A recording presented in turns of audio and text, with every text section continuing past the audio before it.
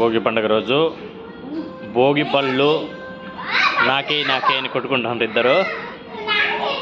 2000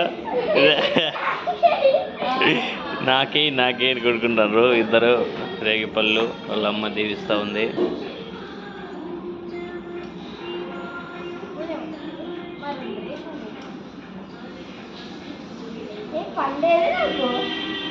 ఆమె రేగ్గాయల కోసం ఎత్తుకులాడుతుంది. పండేది నాకని ముందుగానే తింటుంది.